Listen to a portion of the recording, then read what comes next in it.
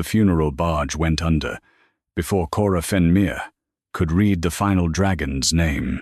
Iron weights dragged the black cedar hull beneath the ash river, while the royal court watched from the steps of Emberwater Necropolis. Funeral lamps hissed out as white ash spilled across the current. The carved prow, shaped by her husband's hands, remained visible for one breath, then vanished under water dark as quenched steel.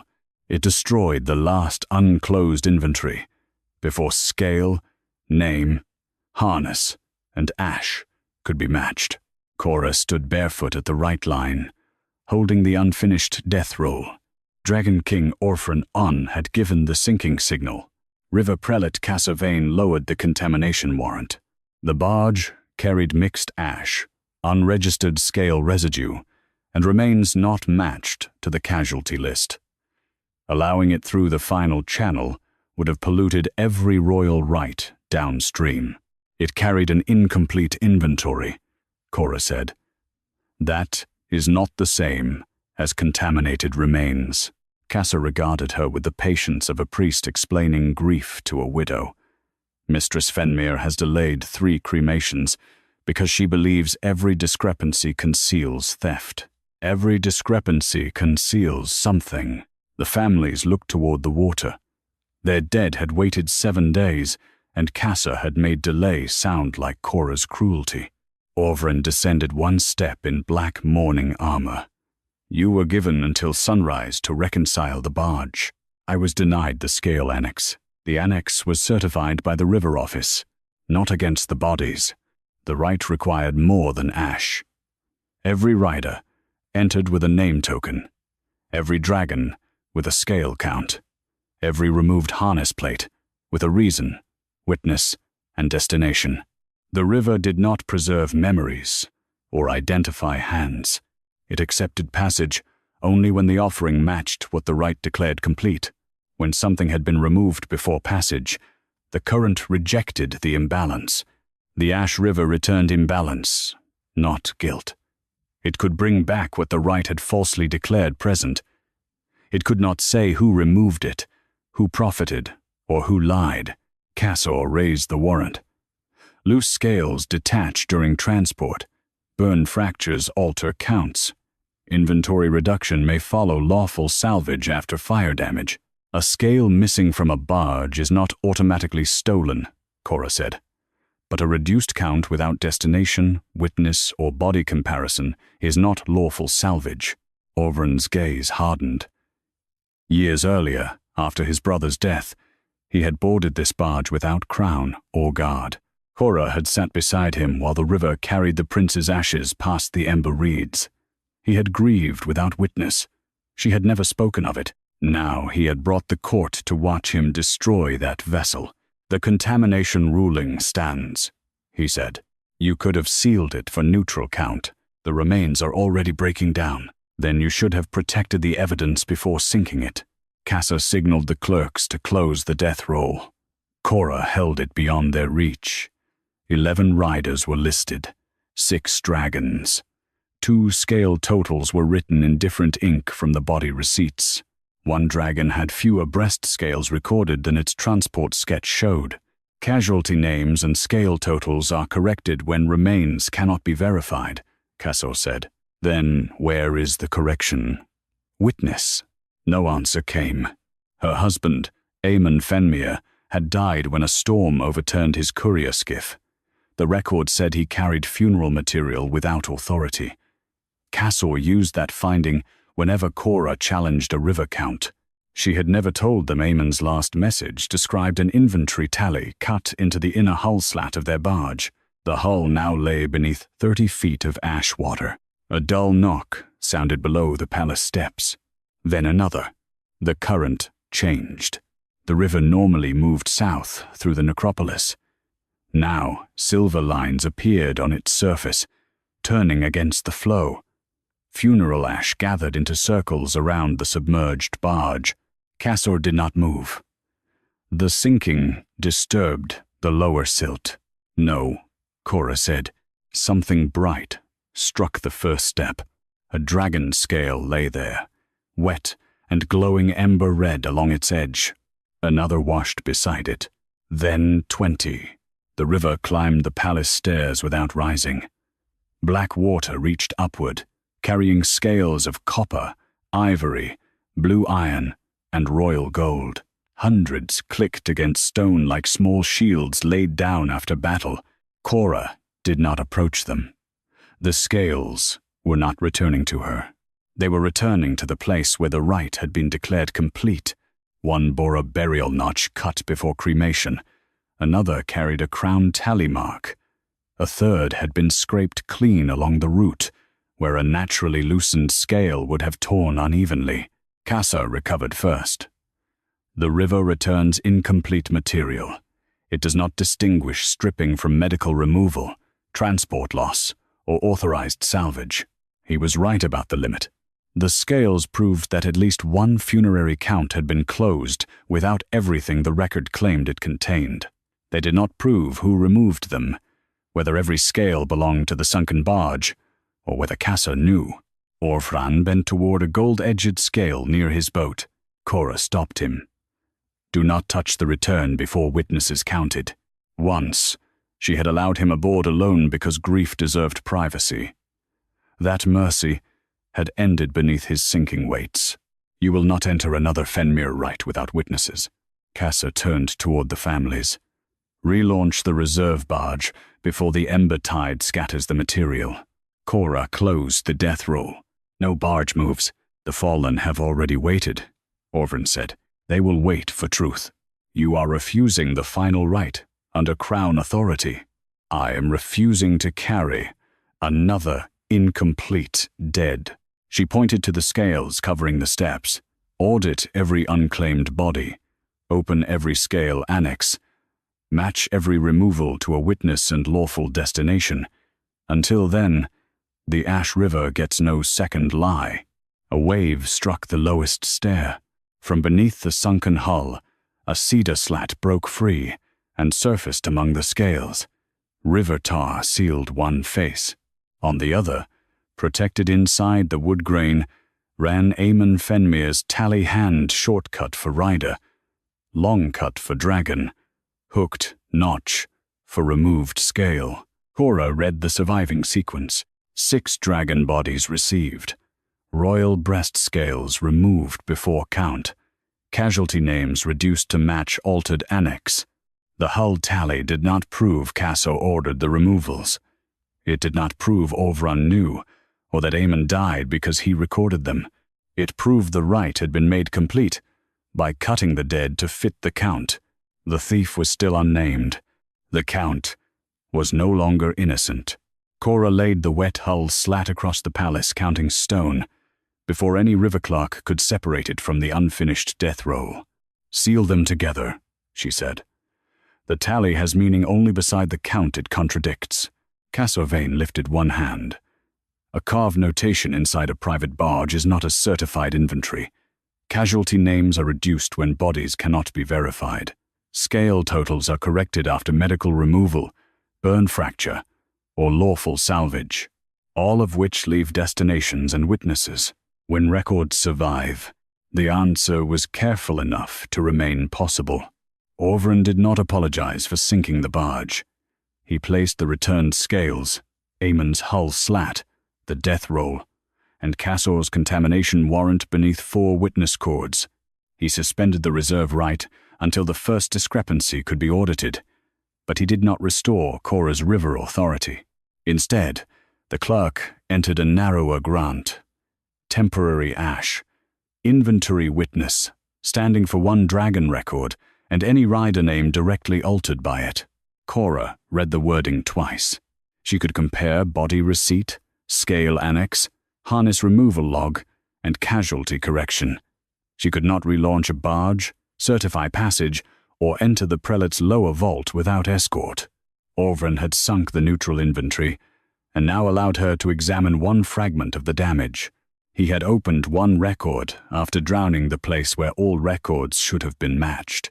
She accepted because 6 dragon families were waiting below the black arches. The returned scales were counted without bare hands.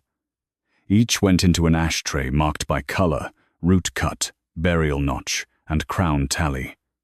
The river had carried back 217 pieces. That number did not establish 217 thefts. Some could have detached after death. Some could belong to older rites, disturbed by the sinking. Cora shows one scale. It was broad, blue-black, and cut with the burial notch assigned to a royal dragon named Valor. A crown tally beneath the root matched the transport sketch on the unfinished barge roll. "Open Valor's annex," she said. Cassor's counsel objected that the scale had not been proven to come from the sunken barge. "It has not," Cora agreed. "The tally proves it entered royal funerary custody. The annex will show what that custody claimed happened next." The distinction entered the record. Valor had died beside his rider after a cliffside defense 3 months earlier. His body receipt listed full wing armor, intact breastplating, and fire damage along the left flank. The first count recorded 1,084 recoverable scales. The final annex recorded 1,059. 25 scales had been removed for medical examination. "Lawful removal," Cassor said. "Destination?" The line was blank. Field physicians often return samples through general medical custody. Then general custody should have received them. The medical ledger showed no entry for Valor, no packet weight, and no physician's signature. That absence did not prove theft. It proved the annex invoked medical examination without showing where the material went. Cora turned to the harness removal log. Valor's chest plate had been detached because melted buckles threatened to tear the remains during transport. The plate went to royal salvage. The entry carried a salvage mark and warehouse destination. The witness line was empty. Cassor rested both hands on the outer rail. "Emergency recover. Nom de ton chassis recovery permits a missing witness when the battlefield remains Then the field commander countersigns within 3 days. No countersign appeared. "Clerical failure," Cassor said. "Not scale theft. Possibly." Cora refused to claim more. The body sketch showed another problem. Valor's breast scales had been counted before the chest plate was removed. The final annex reduced the scale total afterward, although the plate log did not record scales attached to the metal. A removal could have been lawful. A reduction could have been a correction. But the two records no longer explained each other. "Who certified the final annex?" Orvran asked from beyond the counting rail. "Deputy River Clerk Fenmere." Cassor answered before anyone summoned him. "Mar corrected damaged field inventories under my office, not my personal review. The prelate's seal authorized the system. It did not prove he had seen Valor's page." Sen arrived pale and sleepless. Cora had him questioned apart from Cassor's staff. "Why did you reduce Valor's count? The medical removal notation. Did you see the scales, or a physician receipt?" "No." "What did you rely on?" "A correction strip attached to the rider file." The rider had been Captain Ilian Sorath. His original entry read, "Body recovered with bonded dragon. Joint right approved." The corrected entry read, "Rider remains incomplete. Dragon material reduced. Joint right denied." "Why was the rider name altered because the dragon count changed?" Cora asked. "Rider name reduction follows matched completeness law. If the dragon inventory is reduced, the rider classification may be reduced to prevent a false paired passage. Ilian's name had been moved from the honored rider list into unclaimed remains." Cassor spoke beyond the rail. "A joint right cannot stand when dragon inventory is legally disputed, except the body record was changed by an unsupported medical removal. A missing field strip is not proof of false reduction. Again, a gap large enough for defense. The correction strip was missing from the rider file. Its attachment thread remained, cut close to the fold. Sen insisted it had been present. He could not name its author. The routing mark belonged to Cassor's office, but any certified river clerk could apply it. The record proved 4 limited things. Valor's annex claimed medical removal without destination. His harness salvage lacked a witness. The dragon count changed after transport, and Ilian's casualty standing was reduced because of that altered count. It did not prove Cassor ordered any removal or knew the correction lacked support. Cora requested the Fenmere courier effects recovered after Aemon's death. Orvran's jaw tightened. Those were closed under unauthorized cargo judgment. You sank my barge under contamination judgment. Both findings now depend on incomplete records. He did not defend the closure. The courier case arrived near dusk, water-warped and still bound by a royal evidence cord. A neutral clerk cut the knot and lifted out 3 ash-stained route sheets. The first named scale counts. The second listed river office transfers. The third carried a single rider name beside a hooked reduction mark.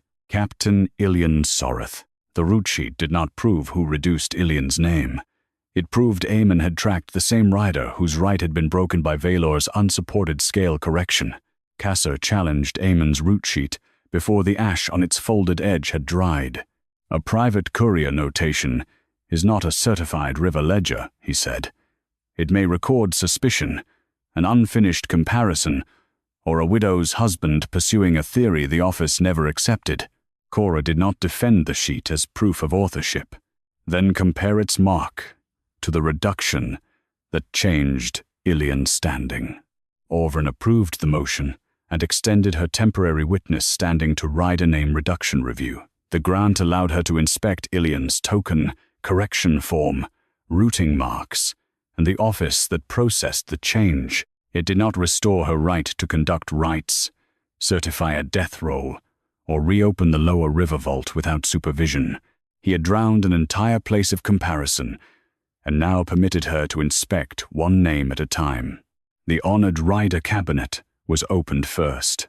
Ilian Soreth's original token was not inside. The token register showed it had been removed 3 months earlier after Valor's final scale count was reduced. The transfer destination read, Unclaimed Remains, Lower Chamber. Cassor rested one hand on the witness rail, matched. Completeness law requires the rider and dragon to pass together when their bonded right is claimed. If one inventory becomes legally incomplete, suspended, Cora said. Not erased. No name was erased. Then bring the token back. A lower chamber clerk returned, carrying a narrow iron box. Inside lay tokens from riders whose remains had been disputed, divided, or separated from their dragons. Some were cracked. Some carried correction cords. Ilian's token was intact, but its gold joint right thread had been cut away. The cut had been made cleanly at the river office, not torn during recovery. Cora asked for the transfer witness. There was none.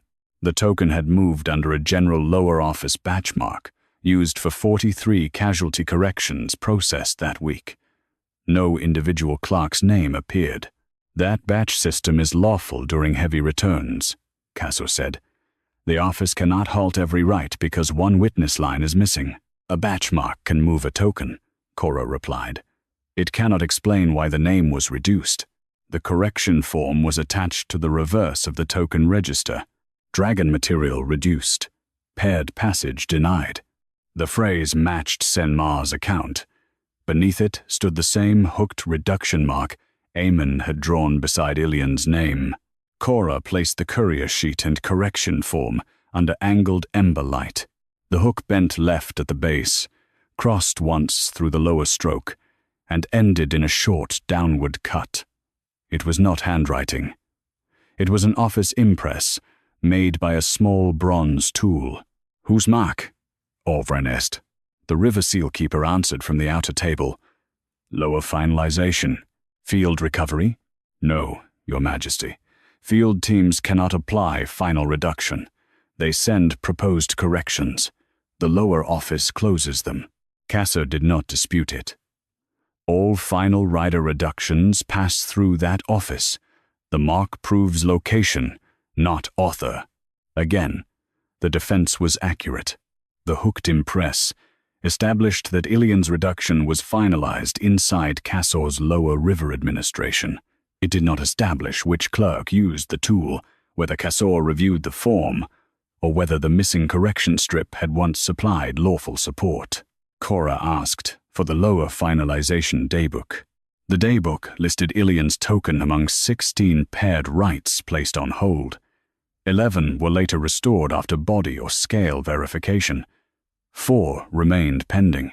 Ilian alone had been transferred permanently to unclaimed remains. Why permanent? Cora asked. The disposition column cited salvage closure. Casor's counsel intervened. Salvage valuation follows material custody after a right is suspended. Decorative salvage is a treasury category, not a funeral judgment. Then, the salvage record should identify what was removed, its value, and its destination. The daybook gave only a packet number. Senmar was recalled, still apart from Casor's staff. He recognized the correction form, but not the salvage number. I received the medical removal strip, he said. I reduced Valor's count. Lower finalization handled Ilian's token afterward. Did you request permanent unclaimed status? No. Did you know the token had been transferred? Not until today. Cora let the answer stand. Sen had relied on unsupported material. The record did not show that he created it or profited from what followed. Orvran watched the token beneath glass. My office approved the casualty closure. The Royal Casualty Register carried his general campaign closure seal, applied to hundreds of names after the cliffside defense. Cora looked at him. You closed the list without the annexes. I was told the River office had reconciled them, and you sank the place where that claim could have been tested. He did not answer with apology. No further casualty closure will rely on a River summary alone, he said. Future restraint does not repair Ilian's name, nor does it raise the barge you sank before the Count could answer. No, the salvage packet was requested from the Royal Valuation Chamber. Casor objected that Cora's standing concerned funerary inventory, not crown property assessment. A rider token cannot become salvage, she said. If his name appears in that packet, the valuation has already crossed into the right. Orvran allowed the packet opened under a property judge and River witness together. The first pages valued Valor's damaged chest plate, melted harness rings, and 2 silver command clasps. The 25 medically removed scales did not appear under treatment, study, or destruction. They appeared under royal decorative salvage. No physician destination was listed. No family notice had been issued. The valuation still did not prove the scales had been stolen. It proved the same material described as medical removal in the funeral annex had been given a sale value elsewhere. Cora turned the final page. Paired rights extinguishment was not supposed to create value. It existed only to prevent a false joint passage when body records failed. Here, it had been entered beside decorative salvage. Below Valor's scale entry was a second line, entered as paired rights extinguishment, 1 intact rider token, Captain Ilian Sorath. The dead man's name had not merely been reduced. His right to a joint funeral had been assigned a salvage value. The entry did not prove Casor had ordered the reduction. It proved Ilian's passage right had crossed from right law into property accounting. The token had not been sold. The right it carried had been extinguished, priced, and buried under salvage language. Cora slid the salvage packet from the funerary counting stone onto the property judge's black cloth. Keep the right record open beside it, she said. The moment the dead entered valuation, treasury custody became part of the funeral chain. Casor Vane did not object to opening the authorization. He objected to what Cora called it. Decorative salvage is a treasury category, not a funeral judgment. Once a paired right is lawfully suspended, recoverable royal material may pass into Crown custody without deciding the final standing of the dead. Then the family claim should remain untouched, unless the passage right has been extinguished under matched completeness law. The defense preserved a legal path. It did not explain why Ilian's extinguished right had been given a price. Orvran expanded Cora's temporary standing to salvage valuation review. She could examine authorization, destination, family notice, and the connection between removed dragon material and reduced rider status. She could not restore Ilian's name, reopen the sunken barge, or certify any right. The king had given her access to the accounting created after he destroyed the place where the original count should have survived. The salvage authorization consisted of a river office transfer sheet, a treasury valuation request, and a memorial use designation. Valor's 25 scales appeared on all three. The river sheet described them as medically removed material, released after failed paired passage. The treasury request described them as intact, royal breast scales suitable for ornament. The two descriptions could both be true only if a physician had first removed the scales and later released them from treatment custody. No physician appeared anywhere in the chain. Casser's counsel said, medical custody may disclaim material without retaining a separate receipt when no diagnostic value remains. Then who declared no value remained? Cora asked. The release field was blank. The treasury valuation assigned the scales a high grade because their roots were clean, their color unburned, and their crown tally intact. None of those qualities matched scales removed after severe fire damage. The discrepancy did not prove unlawful stripping. It proved that the property office received better material than the funeral annex had described. The destination line read, Mourning Regalia Reserve. Orvran's expression changed by less than a breath. Casser noticed. Memorial ornament honors the fallen. It does not profit from them. Honor requires consent from the family and a complete removal record, Cora said. Where is either one? The Memorial Reserve Ledger showed Valor's scales entering a locked cabinet used for royal vigil armor, funeral standards, and remembrance crowns. The inventory clerk had received them under a general campaign salvage authorization issued after the cliffside defense. The authorization bore Orvran's campaign seal. It did not name Valor, Ilian, or any specific dead. It permitted the treasury to preserve damaged royal dragon material that could not complete a lawful rite. Cora looked at the king. You gave them a category wide enough to take anything the river office called incomplete. I authorized preservation of remains that could not be identified or returned. Valor was identified. So was Ilian. I did not see this packet. No. You closed the casualty list from the summaries, then sank the barge that held the body count. He accepted the words, without asking her to lessen them. The paired rights extinguishment entry created the next passage. Once Ilian's joint right was marked permanently denied, his family claim to Valor's attached funerary material was removed from the notification register. The scales could then move as crown salvage rather than disputed remains. Cora asked for the family notice book. No notice had been sent. Ilian's widow, Alessa Sorath, had received only a standard delay message stating that joint passage remained pending verification. 2 weeks later, the internal register marked the right extinguished. The family copy was never corrected. Casser kept his voice measured. Failure to notify is a serious breach. It does not prove the reduction itself was false. No, Cora said. It proves the office made the reduction permanent in secret. Alessa was not asked to testify about what the records could already show. Cora would not turn a widow's grief into proof the office had failed to preserve.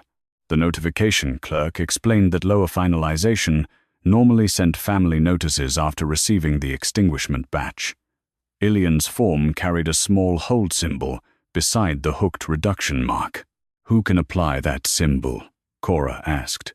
Finalization supervisors and the River Prelate's private review desk. Casser's counsel answered immediately. A private review symbol roots a file. It does not establish that Prelate Vane personally saw it. The mark narrowed the path, but did not name the hand.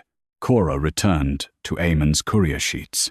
The page bearing Ilian's name continued beneath an ash smear under cold glass. 2 more hooked reduction marks appeared beside 2 additional riders, Captain Therinkal and Flight Warden Elsinvar. Their names were not part of Cora's present standing. She did not ask to open both cases. "Compare destination indexes only," she said. "No body record, no family file, no inference beyond whether the same path reached memorial salvage." Kasser objected that even index comparison expanded the inquiry.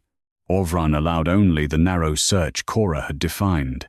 Therinkal's dragon material had gone to a remembrance standard in the Eastern Hall. Elsinvar's dragon, a bronze war drake named Othris, had 28 scales transferred to Mourning Regalia Reserve after her paired passage was denied. The destination number matched an item in the Royal Memorial Armor inventory. That inventory was kept under Crown seal. Orvran surrendered the key without speaking. The property judge opened it. Othris's scales had been cut into overlapping plates and mounted across a black ceremonial cuirass commissioned after Prince Derek On's death. The source line described them as unclaimed royal dragon salvage. The record did not prove Kasser selected the scales, or that Orvran knew a reduced rider claim stood behind them. It proved one of Aemon's tracked names had been removed from family passage before the associated dragon scales entered the king's own mourning regalia. Cora lifted her eyes from the inventory. Orvran was wearing the cuirass. Cora raised the property seal before Orvran could unfasten the mourning armor. "No hand touches those scales until the source packets are opened," she said. "Not mine, not the king's." White witness cord crossed the black cuirass, while it still rested against his chest. Only after the knots were counted did Orvran release the shoulder clasps and lay the armor on the memorial table. No apology accompanied the act. Kasser Vane watched the witnesses secure the armor. A royal mourning piece may lawfully contain unclaimed dragon material. The presence of Othris's scales does not establish that her paired passage was falsely denied. "No," Cora said. "It establishes that the denial created property the Crown could use." Orvran extended her temporary standing to the cuirass source chain, the Memorial Commission, and the emergency salvage law under which the armor had been made. She still could not restore Elsinvar's name, certify Othris's right, or return to the river as officiant. The armor was examined from the lining outward. 96 scales had been mounted across the chest and shoulders. Each should have carried a source cut beneath the hidden edge. Lot number, dragon classification, and memorial release mark. 41 retained full cuts. 32 had been filed shallow. 23 had no visible source mark at all. Kasser's counsel objected to treating filed edges as concealment. Scale roots are trimmed for fit. Memorial armor requires uniform thickness. Then the mounting ledger should preserve what the trimming removed, Cora said. The ledger listed 3 reserve lots. The first came from an unnamed dragon, whose body had been destroyed beyond verification. The second came from Othris. The third was identified only as Cliff Defense Mixed Salvage. No family consents were attached. No neutral body counts accompanied the lots. The memorial armorer, Jorik Pell, was questioned apart from Kasser's office. He had received sealed scale packets from the Mourning Regalia Reserve and followed a design approved by the palace. "Did you know Othris's rider was Elsinvar?" Cora asked.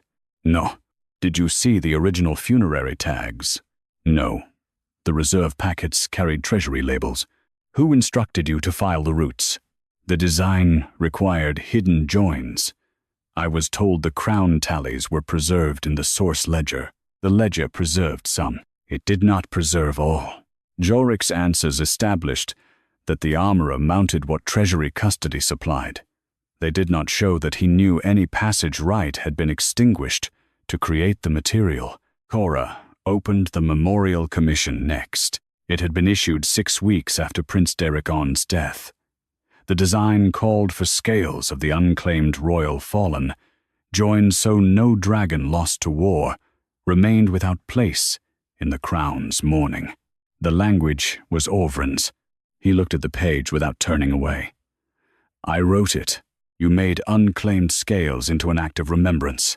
I believed they came from dragons whose names and families could not be established. Did you require an audit? No. Did you require proof that paired rights had not been reduced by office action? No. The answers entered the record. After Derek's funeral, Orvran had approved an emergency salvage exception, allowing royal dragon material to move into memorial custody when decay, battlefield fire, or failed identification made river passage impossible. The exception had been proposed by Cassor's predecessor and renewed under Cassor without independent review. Cassor rested his hands on the outer rail. The exception prevented royal remains from rotting in warehouses while families waited for impossible certainty.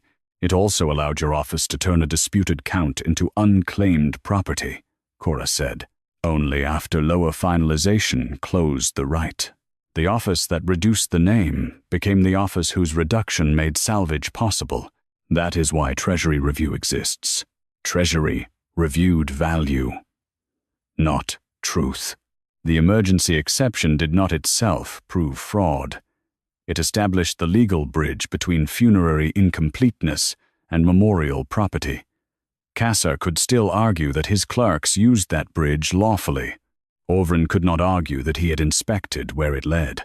The source packets were opened, one by one. Othries's packet contained 28 scale root slips, each bearing the same hooked lower finalization mark, seen beside Elzinvar's name on Aemon's root sheet. Beneath the treasury label, a cut fragment of the original funerary tag remained. Paired right pending. Someone had placed a permanent salvage label over a tag that still described the right as unresolved. Cassor's counsel said, "A pending tag may remain physically attached after later closure." Then show the later closure notice sent to Elsin's family, Cora replied. No notice had been found. The mixed cliff defense packet contained scales from at least 4 dragons. Their colors, root widths, and tally cuts did not match a single salvage lot. One gold-black scale carried Velor's crown mark. Cora did not call it stolen. She placed it beside the blue-black scale, returned by the river. Both bore the same removal notch. One had washed onto the palace steps. The other had been mounted over Orvran's heart. Cassor's expression tightened for the first time. A shared notch may reflect standard medical removal. Then the medical destination remains missing twice. Orvran stared at the scale beneath glass. The armor he had worn in mourning now connected Velor's unsupported medical reduction to the Royal Memorial Reserve. He did not ask whether he had known. He asked, how many names could this exception have converted? Cora answered, without looking at him. As many as the lower office could call incomplete before a family saw the annex. The emergency exception renewal file was brought from the Riverlaw cabinet. Cassor had signed the administrative continuation. His signature did not appear on individual salvage transfers. Attached to the renewal was a justification memorandum. High volume of unresolved dragon remains, storage decay, and the need to preserve royal material before ceremonial loss. At the bottom, one sentence had been added in different ink. Family notice may follow transfer, where delay risks material degradation. The amendment allowed scales to leave funerary custody before families learned the right had been closed. The handwriting examiner had not yet identified the hand. Cora asked for the original draft beneath cold glass. Pressure from the first wording rose through the page. Family notice required before transfer. The law had not merely been applied broadly. Someone had changed the order of consent and removal, and the added sentence carried Cassor Vane's private review mark. Cora separated Casser's private review mark from the amended sentence before the river clerks could treat them as the same proof. "The mark shows that the page passed through his desk," she said. "It does not yet show whether he wrote the words, dictated them, or approved language another officer supplied." Casser inclined his head. "At last. A distinction worthy of the record. My review mark certifies administrative sufficiency. It is not authorship of every line beneath it. Then the drafting chain will protect you, if that is true." Orvran signed a narrow extension of Cora's temporary standing. She could inspect the amendment drafts, conference notes, family notice sequence, and transfer timing created under the emergency salvage exception. She still could not restore a rider name, reopen the lower vault alone, or return to the Ash River as right keeper. The king had removed the mourning cuirass. He had not removed the condemnation that still kept her from her own barge. The first draft came from River Law Clerk Alderen. Its language was plain: family notice required before transfer. A second copy preserved the same rule, with one exception for remains that posed immediate disease risk. Neither allowed valuable dragon material to enter memorial custody before a family knew the right had changed. The final draft reversed the order. Family notice may follow transfer, where delay risks material degradation. Alda was questioned without Cassor's staff beside her. "Did you write the added sentence?" Cora asked. "Yes." "On whose instruction?" Alda looked toward the sealed amendment, not toward Cassor. "The private review conference. Who attended? Prelate Vane, Treasury Assessor Malden Rowe, 2 river supervisors, and me, who requested notice after transfer. Prelate Vane said scale routes split if preservation waited on distant families. Assessor Rowe agreed that memorial-grade material lost value quickly." Cassor's counsel rose. "The clerk has described a policy discussion, not an instruction to falsify any funeral." Cora accepted the limit. "Did the prelate dictate the final wording?" "Not word for word. He directed me to make preservation precede notice when delay threatened the material." Cassor did not deny it. "I changed sequence to prevent loss," he said. "The Crown had ordered us to preserve royal remains.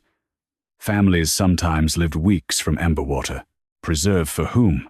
Cora asked. "For lawful custody until the right could be resolved. Yet the material entered memorial valuation before resolution. In some cases, preliminary valuation occurred so storage conditions could be assigned. Again, a procedural answer with room inside it. The conference notes showed no discussion of family consent, no requirement that a neutral body witness confirm degradation, and no bar against decorative transfer, while the underlying right remained disputed. Orvran's emergency exception had demanded preservation. Cassor's amendment had made preservation possible before notice. Treasury practice had then treated preserved scales as accessible property. 3 lawful steps had formed one dangerous passage. Cora asked for the notice timing register for Valor Othris and one unrelated dragon whose right had later been restored. The unrelated case showed the proper sequence. The family received notice. A neutral keeper confirmed severe root decay. The scales moved to sealed preservation, but not valuation. When the missing body record was recovered, the material returned to the right. Othris's file followed a different path. Her scales entered mourning reserve 4 days before Elsenvar's family was sent a delay notice. No neutral degradation finding appeared. Velo's file was worse. The family notice was never issued. The scales moved from the medical removal category to royal decorative salvage within 6 hours of the hooked reduction mark. Cassor remained measured. Failure to send notice is a breach by lower finalization. It does not make the preservation transfer itself unlawful. Who supervised notice holds? The lower office. Under whose private review procedure? Mine. The answer entered the record without becoming a confession. Cora requested the hold symbol ledger. The small mark beside Ilian's reduction had been used 17 times during the cliff defense closures. In 12 cases, notice followed within 3 days. In 4, it followed after the material had already entered treasury storage. In Ilian's case, it never followed. Each delayed notice shared one feature. The associated dragon material had received memorial-grade valuation. Cassor's counsel objected to implying that value caused delay. High-grade scales require faster preservation. The correlation may reflect material condition, not motive. That is possible, Cora said. So we compare the timestamps. The property judge opened the preliminary valuation book. Memorial assessors were permitted to estimate value before legal transfer only when the River Office requested preservation planning. Such estimates carried no sale authority and were supposed to remain outside final inventories. Arthur's scales had been appraised the morning after her paired right was suspended. Valor's 25 scales had been appraised earlier. Cora checked the hour marks twice. The preliminary valuation request left the River Office at second bell. The unsupported medical removal strip entered Valor's annex at fifth bell. The hooked reduction mark followed at dusk. Orvran's face hardened. The Crown valued the scales before the funeral record supplied a lawful reason to remove them. The Treasury valued them, Cassor said. At River request, preliminary assessment does not prove the scales had already been taken from the body. No, Cora said. But it proves someone in the River Office identified the exact quantity and grade before the annex claimed medical removal. Cassor's counsel asked whether the quantity might have come from a field estimate. The request form cited no field sketch, no physician count, and no salvage witness. It described 25 intact blue-black breast scales with clean roots and royal tally marks. The same description later appeared in the decorative salvage packet. Cora placed the 3 pages side by side. Preliminary valuation, medical, removal strip, final memorial transfer. The property description came first. The funerary justification came later. The record still did not prove Cassor personally selected Valor's scales, ordered them stripped, or knew Ilian's family would never be notified. It proved the scales had entered property accounting before the right invented a lawful reason for their absence. At the bottom of the preliminary request stood a routing destination, River Prelate's private valuation shelf. Cassor looked at the line and said nothing. Cora did not call silence guilt.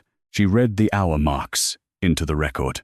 Valor's scales had been priced before the funeral annex claimed they were medically removed. Cassor filed a motion to separate preliminary valuation from funerary intent before the private shelf was opened.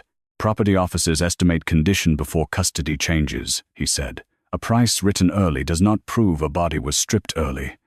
It may guide preservation, storage, or insurance against decay. Cora did not argue that value alone proved removal. Then the shelf will show whether the estimate waited for a body record or directed one. Orvran permitted review of the private valuation shelf and the routing that connected it to the River Office. Cora's temporary standing widened no farther. She still could not certify a right, reopen the sunken barge, or restore Ilian and Elson to the honored role. The private shelf stood behind Cassor's chamber, sealed against damp and ordinary clerks. Access required the prelate's key, a treasury assessor's countersign, or a dual emergency token. Valor's preliminary valuation packet had entered under a dual token. Cassor's key was not recorded. Treasury Assessor Malden Rowe had supplied the countersign. Then the packet did not require my hand, Cassor said. No, Cora replied. It required a river request and a treasury officer willing to value what the funeral annex had not yet removed. Malden was questioned separately.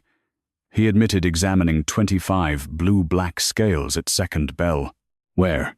Cora asked. In the lower valuation room. Loose or attached to remains? Loose, wrapped in ash cloth. Who delivered them? A river attendant. Name? The transfer slip carried no personal name, only the private shelf route. Cassa's counsel intervened.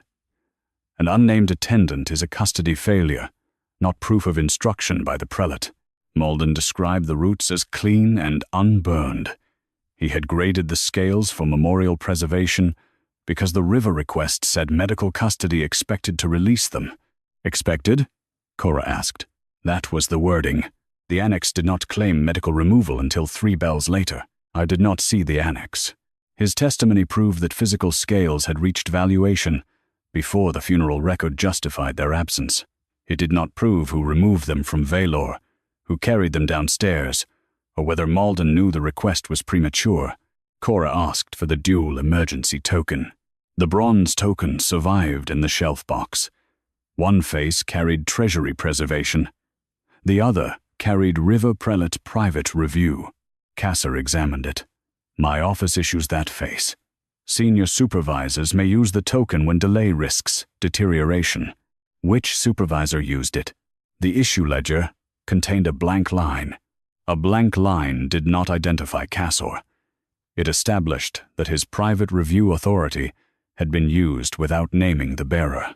The shelf held 6 additional packets from the Cliff Defense dead. 4 had complete notice chains. 2 followed Valor's pattern. Preliminary value first, funerary reduction later. Those packets belonged to Othries and a red-gold dragon named Serath. Aemon's route sheet carried Serath's rider beside a hooked reduction mark. Cora requested only Serath's timing pages. Cassa objected. Her standing concerns Valor and the riders directly linked to the open count. The same shelf route and the same mark connect them. Orvran allowed a timing comparison without opening Serath's full-body record. The pattern repeated. Scales reached preliminary valuation before lower finalization reduced the paired right. The family notice followed after memorial transfer. 3 cases did not prove every reduction false. They proved the order of operations was repeated rather than accidental. Cassor's defense shifted. The Cliff Defense dead arrived faster than the necropolis could process them. Preservation sometimes had to precede formal closure. Preservation is not the same as memorial allocation, Cora said. The private packets contained allocation slips. Valor's scales were reserved for mourning regalia, Othris's for the king's cuirass, Serath's for a remembrance crown commissioned by the Eastern Command. Each allocation had been written before the corresponding paired right was permanently extinguished. Cassor's counsel said, an allocation may be provisional. Then where are the cancellation instructions if the right is restored? None appeared. The property judge entered a narrow finding. Memorial destinations had been selected before funerary law made the material transferable. The finding still did not identify who stripped the dragons or prove Cassor personally selected any destination. Cora turned to Aemon's courier sheets. A 4th page had adhered to the inside of the case, beneath dried river salt. Under steam, the layers separated. It was not another list of names. It was a route authorization.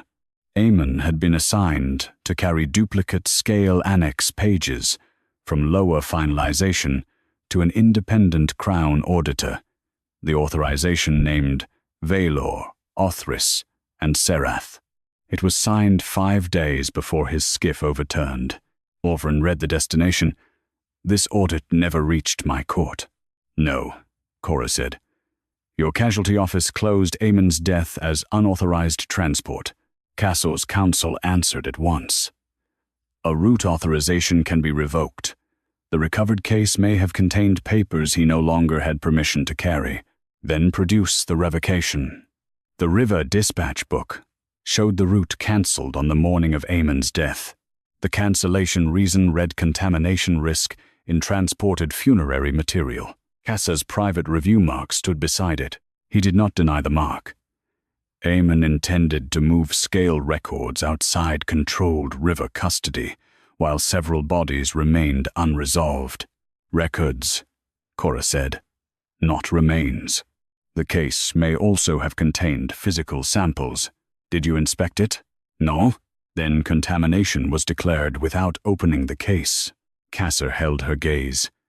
I relied on a lower office warning. The warning sheet was attached beneath the cancellation.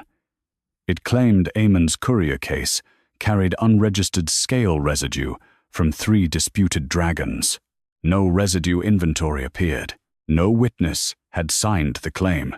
The same language unregistered scale residue appeared in the warrant Orvran used to sink Cora's barge. Orvran looked from the old warning to the fresh warrant. Who drafted both? The forms bore different clerk hands. Their source line matched. River Prelate. Private Contamination Review. Cora did not call that proof Casser had invented either accusation. It proved both Amon's audit route and her barge had been stopped by the same private procedure before neutral comparison could occur. She requested the Contamination Review Register. 1 page had been removed. Its surviving index preserved 2 entries. Amon Fenmere. Courier case intercepted. Cora Fenmere. Barge destruction recommended. The first recommendation had been entered before Amon's skiff overturned. It did not prove the river office caused his death. It proved Amon had been marked for interception before he died. Cora asked for the River Guard launch book before the missing review page could become a blank excuse. A recommendation is not an interception, Casser said. Private Contamination Review may flag a route without ordering force, seizure, or diversion.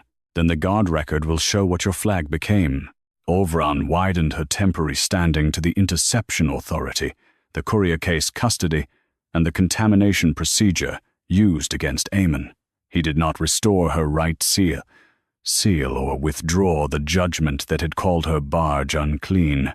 The contamination code allowed a private review desk to halt funerary material when residue threatened to mix unidentified remains. But a document case could not be seized as contaminated without one of 2 things: a witnessed exterior test or an immediate risk that loose material would enter the river. Amon's dispatch weight showed a sealed packet of papers. No scale sample appeared on his cargo declaration. Casser's counsel pointed to the old warning. Residue may cling to a case even when no physical sample is declared. That is possible, Cora said. Where is the witness test? There was none. The River Guard launch book recorded 2 officers sent from the North Landing shortly after Amon departed. Their instruction was to intercept the Fenmere courier route and return the case to controlled custody. The courier himself was not named as accused. Who authorized the launch? Orvran asked. The authorization column carried a private contamination token, not Casser's personal seal. Casser indicated it calmly. Senior review clerks could issue that token when a flagged object had already left the necropolis. Which clerk used it? The issue line was blank. A blank authorization did not identify Casser. It proved his private procedure had launched an interception without naming the officer who decided it was necessary. The 2 river guards were listed as Captain Neril Vossen and Oren Pike. Oren had died the following winter. Neril still served at the western floodgates. Cora asked that he be questioned apart from the river office. Neril entered with a damaged left hand and a guarded expression. What were you told to recover? Cora asked. The courier case. And Amon? To escort him back if he submitted. If he did not? Neril looked toward the old launch order. We were not authorized to arrest him. Did you reach his skiff? We saw his stern lamp beyond the reed narrows. Then the storm wall came down. The recovery report had called the weather sudden and violent. Neril confirmed that ash rain erased the channel markers within minutes. His patrol boat struck a submerged piling and lost 1 oar. Did Amon refuse your signal? I cannot say he saw it. Did you see his skiff overturn? No. His testimony did not establish pursuit, sabotage, or fault. It showed only that a guard patrol had entered the same channel under an interception instruction before the storm swallowed both routes. Cora requested the patrol's sealed orders. The outer line repeated controlled return of disputed courier material. Beneath it, a narrower strip had been pasted across the lower margin. The neutral clerk lifted the strip under warm steam. The original wording appeared beneath: preserve courier safety and case together. If conditions divide them, secure the courier first. The replacement wording reversed the priority. If conditions divide them, secure the case first. Orvran read the 2 lines without touching the page. Who changed this? No signature appeared. The correction mark belonged to Private Contamination Review. Kasser's counsel objected before the inference could harden. A priority instruction is not a death order. Records may take precedence when losing them would compromise multiple rights, not over the living courier carrying them, Cora said. Kasser did not retreat. The patrol did not reach Aemon.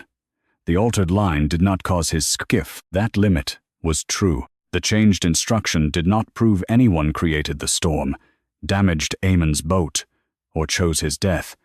It proved the private review desk had formally valued the case above the man before both entered danger.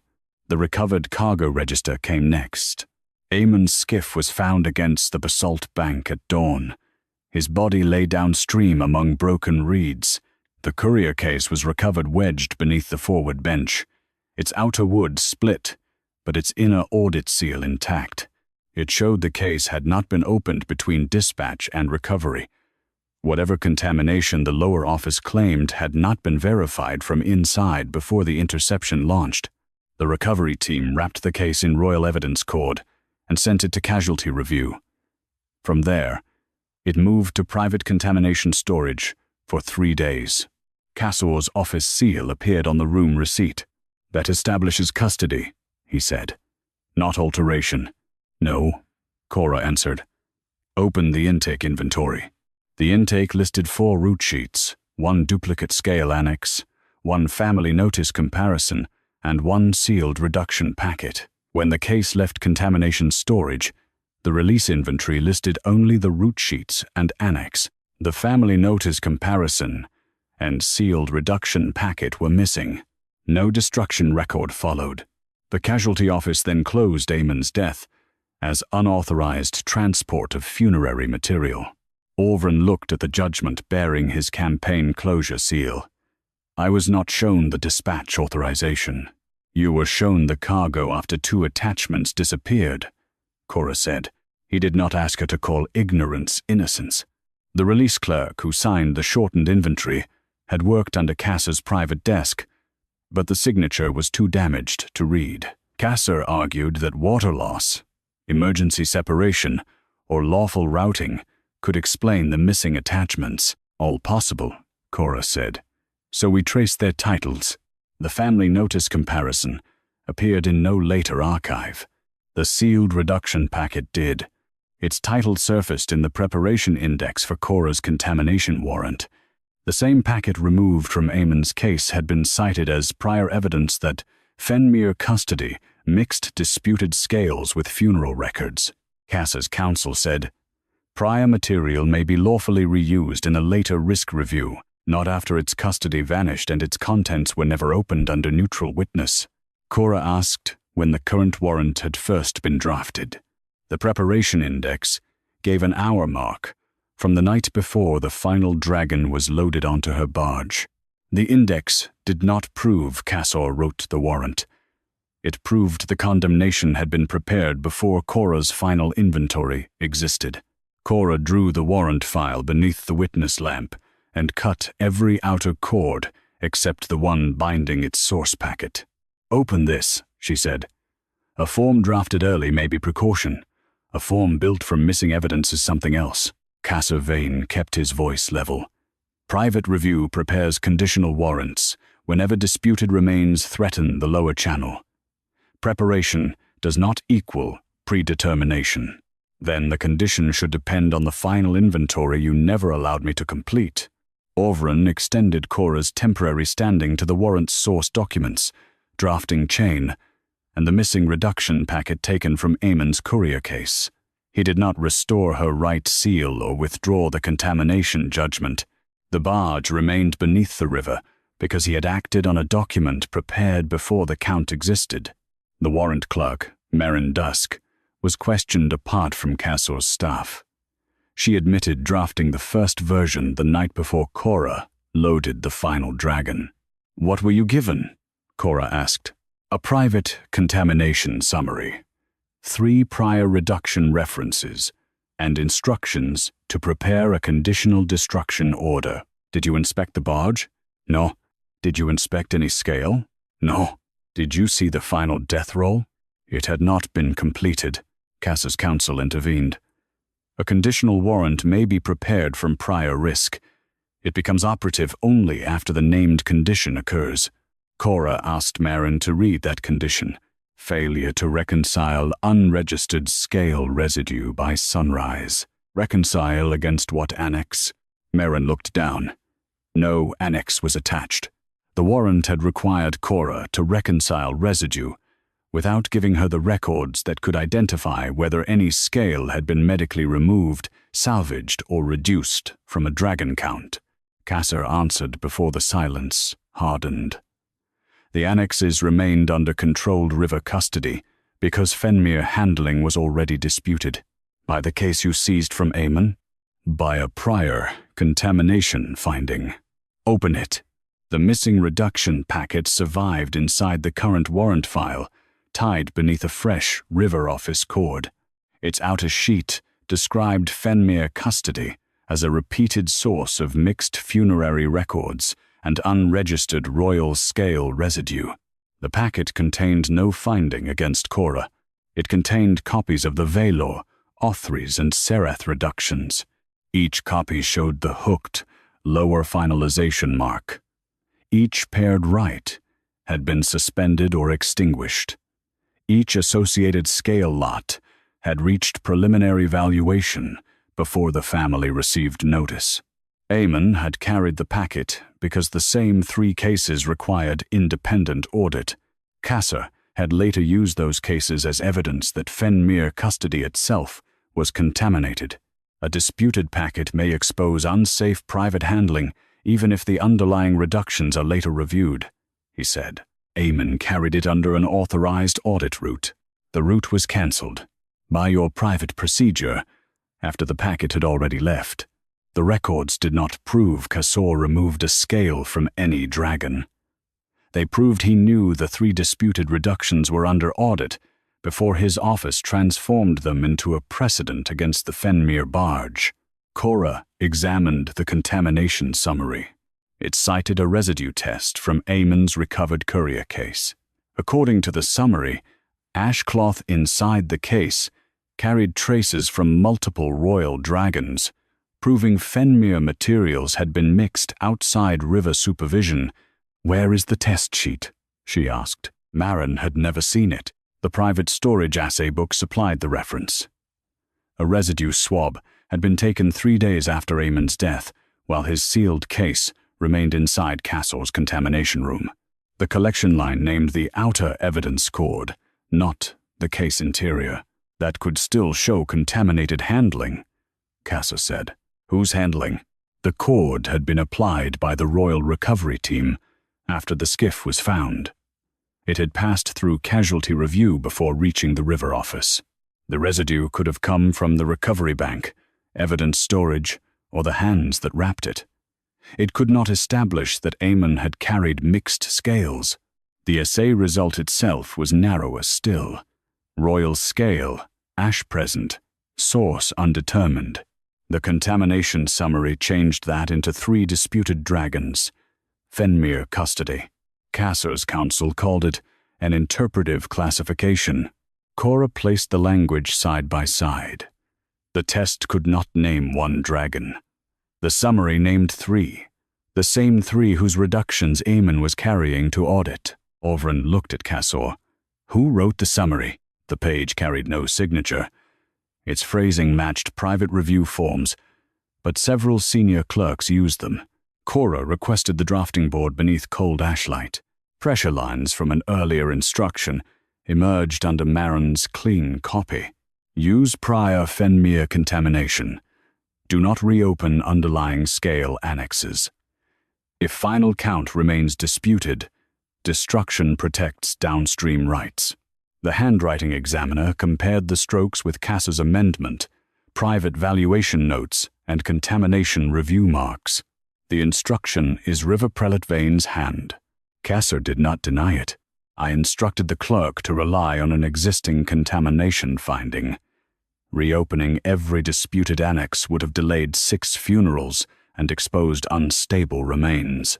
You knew the finding came from a residue test that could not name the source. I knew the Fenmere case had moved outside ordinary custody. Under a route your office cancelled, his control thinned, though his answer remained procedural. I acted to protect the necropolis from a broken chain. You broke the chain, then used the break to destroy the place where it could be repaired. Orvran read the hidden instruction twice. The warrant he had approved had not merely omitted Cora's final count. It had directed the clerk not to examine the annexes behind the alleged contamination. You gave me a summary designed to exclude the underlying records, he said. Cassor met the king's gaze. I gave you a lawful recommendation under emergency right authority, and I sank the barge without demanding the records it excluded, Orvran said. Cora did not let his admission become absolution. You destroyed the evidence because a summary told you the evidence was dangerous. Yes, the finding entered without apology. The warrant chain now established that Cassor had used disputed reductions from Aemon's audit packet as contamination precedent, expanded an inconclusive residue test, and instructed staff not to reopen the scale annexes before recommending destruction. It still did not prove he caused Aemon's storm death or personally stripped the dragons. Cora turned the hidden instruction over. A second pressure line ran beneath it, added after the first draft had been prepared. Destroy hull before lower inventory boards are removed. The added line carried Cassor's hand. The barge's inner tally had not surfaced by chance alone. Cassor had known it was there. Cora refused judgment until the remaining hull was raised from the Ash River. Neutral divers entered the black water at first light, while the returned scales remained sealed across the palace steps. No river clerk touched the wreck. No royal guard entered the chain alone. The cedar boards came up one by one, swollen with ash and cut through by Orvran's sinking weights. Inside the lower hull, Aemon Fenmere had carved a full tally. 6 dragon bodies, 6 rider names, scale counts before transport, removals after arrival, hooked marks beside every name transferred through lower finalization. 3 boards carried destination cuts matching mourning regalia, treasury storage, and private valuation. Cassor Vane watched the neutral readers copy each mark. A private tally still requires comparison, he said. It cannot replace the official annexes. It will not, Cora answered. It will show us which annexes must answer. For the first time since the barge went under, her authority was not widened by a temporary exception. 3 independent right keepers, the property judge, and the dragon body examiner, restored her seal before the audit began. The order returned her right to certify inventories, suspend passage, and demand neutral comparison. Orvran did not grant the restoration alone. He signed beneath the independent, finding that her authority had been removed and her barge destroyed without a completed count. Cora reopened Valor's record first.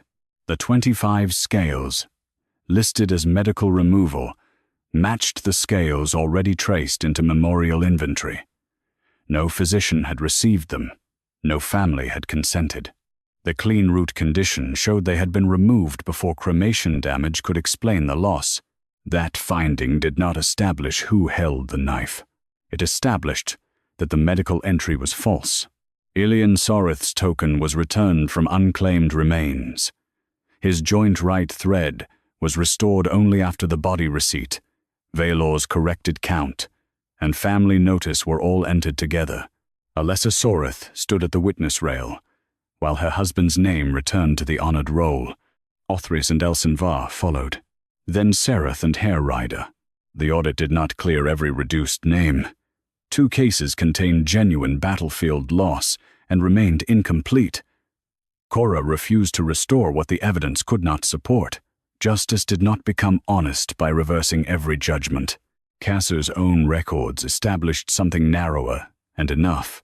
He had changed the family notice sequence, routed valuable scales into preliminary valuation before lawful removal, used private contamination review to intercept Eamon's audit, retained parts of his courier packet, converted an inconclusive residue test into a charge against Fenmere custody, instructed clerks not to reopen the annexes, and recommended destroying the barge before its inner tally could be removed. He still denied ordering any dragon stripped. He denied causing Eamon's skiff to overturn. The court did not claim either fact.